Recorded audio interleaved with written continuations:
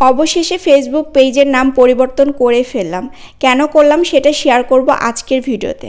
হয়তোবা অনেকের মনে প্রশ্ন জাগতে পারে, আমার যারা পেজের অ্যাক্টিভ ফলোয়াররা ছিলেন, তো সবাই হয়তোবা ভাবতে পারে আপু তুমি কি বিজনেস ছেড়ে দিয়েছো? এটা তো তোমার বিজনেস পেজ ছিল, তাহলে কেন এটাকে আবার ব্লগ পেজ বা ডেইলি লাইফস্টাইলের একটা পেজ করে ফেললা? বিজনেস কি স্টপ করে দিবা নাকি? তো এরকম প্রশ্ন অনেকের থাকতেই পারে। তবে আজকের ভিডিওতে সব কিছু ক্লিয়ার করে বলবো যে বিজনেস ছাড়ছি না, বিজনেস পেজ আমাদের নতুনভাবে একটা ওপেন করা হয়েছে, সামিয়া ফ্যাশন 2।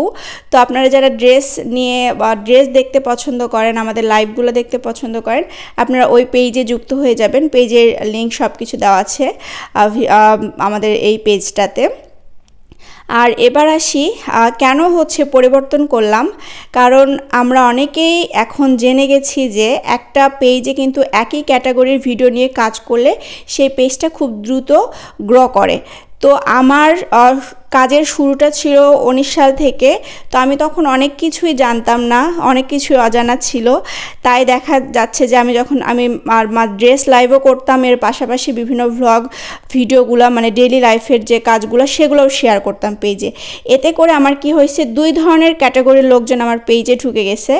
আর ফেসবুক তখন যখন আমি রান্নার ভিডিও দেই বা যেটাই দেই, তখন ফেসবুক মানে যারা লাইভ ড্রেস লাইভ দেখতো তাদের কাছে ভিডিও পৌঁছালে তারা তো আর রান্নারটা পছন্দ করবে না, বা যারা যখন লাইভ করতেছি তখন রান্নার যে ইয়েগুলো ছিল ফলোয়াররা, তারা তো আবার ওইটা পছন্দ করবে না। তখন তারা যদি সেটা স্কিপ করে চলে যায়, তখন এতে করে সেই ইফেক্টটা আমার পেজের ওপর পড়ে।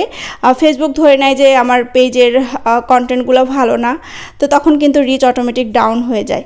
তো এগুলো সব অনেক কিছু ভেবে, এছাড়া আমার পেজে আরও দু একটা ভিডিও ভাইরাল হয়েছে। আর যে ভিডিওগুলো ভাইরাল হয়েছে সেই ভিডিওগুলো তোমার ইয়ে টাইপের ছিল, বিভিন্ন একটা ক্লে দিয়ে আমি রজনীগন্ধা স্টিকের একটা ইয়ে করছিলাম, মানে ক্রাফটিং একটা ভিডিও ছিল। তো সেই ভিডিওটা ভাইরাল হয়ে গেছিল, ওইটা প্রায় 3 মিলিয়নের কাছাকাছি এরকম হয়েছিল। তারপর আরেকটা ক্রাফটিং ভিডিওটা 2 লাখের মতো, তারপর একটা ফিল্টারে একটা, তো এইটাও এরকম 3-4 লাখের মতো। তো ওই ভিডিওগুলো দেখে যে পাবলিকগুলো আমার পেজে মানে যুক্ত হয়ে গেছে, তারা কিন্তু ওই টাইপের ভিডিওগুলো দেখতেই পছন্দ করবে। তারা কিন্তু আমার মানে ড্রেস লাইভ বা ড্রেসের ছবি টবি এগুলো দেখতে পছন্দ করবে না অতটা। তো সেই জন্য দেখা যাচ্ছে যে আমার পেজের রিচটা অনেকটা ডাউন হয়ে যায়। তো সব কিছু চিন্তা করে ভাবলাম, যেহেতু ওগুলো ভিডিও ভাইরাল হওয়ার পরেই কিন্তু আমার পেজে প্রায় 10-12 হাজারের মতো ফলোয়ার ওগুলো ভিডিও থেকে আমার পেজে যুক্ত হয়েছে। তো তারা কিন্তু আমার এই ব্লগ টাইপের ভিডিও থেকেই যুক্ত হয়েছে। তারা তো আমার ড্রেস লাইভ দেখতে পছন্দ করবে না।